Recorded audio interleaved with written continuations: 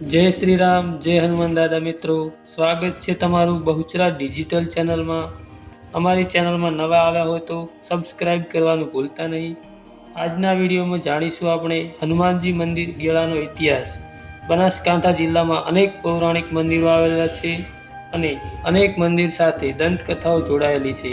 ત્યારે બનાસકાંઠાના લાખણી તાલુકાના ગેળા ખાતે 750 વર્ષ પહેલાંનું પૌરાણિક હનુમાન દાદાનું મંદિર આવેલ છે. આ હનુમાનજીની સાથે ઘણી દંતકથાઓ જોડાયેલી છે. તેમજ શ્રીફળનો કેમ પહાડ બન્યો છે તે જોઈએ.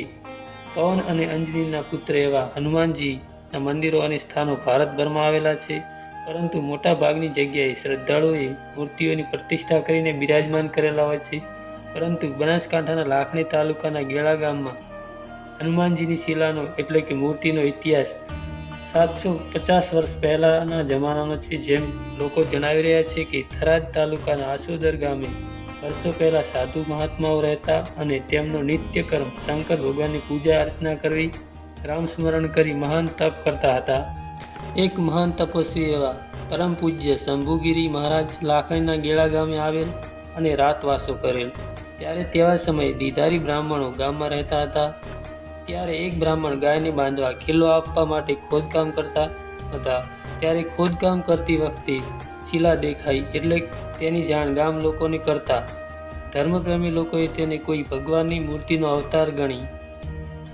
આ મૂર્તિ એવી ચમત્કારી છે કે ગામમાં કોઈ પણ રોગચાળો આવે તો ગામના આગેવાનો 5 જણા ભેગા થઈને છાંટણા નાખશે તો કોઈ પણ રોગચાળો મટી જશે, તમારી ગામ લોકોની રક્ષા કરશે તથા પરચા આપશે અને કોઈ મુસીબતમાં હોય તો યાદ કરજો, તમારી પડખે આવી જશે, તમારું ધારેલું કામ થશે અને ગેળા ગામનું નામ આખા દેશમાં પ્રખ્યાત થશે.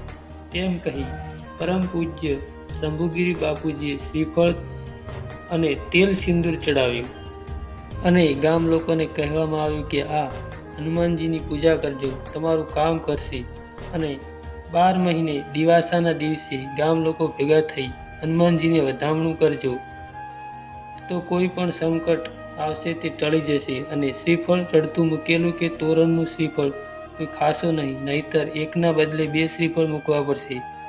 ત્યારે તેવામાં ગેળા ગામમાં આવીને સિંધ લોકો પડાવ નાખીને રહેતા હતા અને આ મૂર્તિને સામાન્ય પથ્થર ગણી તેમના છાપરે લઈ જઈ કપડાં ધોવા કામ આવશે તેવું કહી આ સિંધ લોકોએ ખોદકામ શરૂ કર્યું.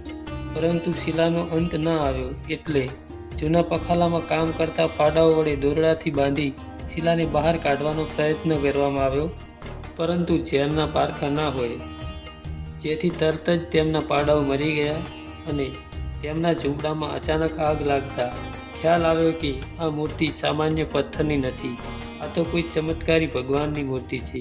સામે ચાલીને શરણે પડી ગયા અને માફી માંગી અને શ્રીફળો ચડાવી ખૂબ ખૂબ નમસ્કાર કરેલ. ત્યાર પછી આજે પણ બલોચ સિંધી પરિવાર હનુમાનને માને છે અને દાદાને શ્રીફળ ચડાવે છે.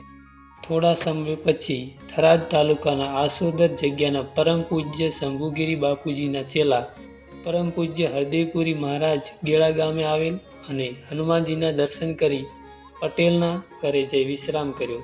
પછી સવારમાં કહ્યું કે ગામવાસીઓને હનુમાનજીના મંદિરે બોલાવો.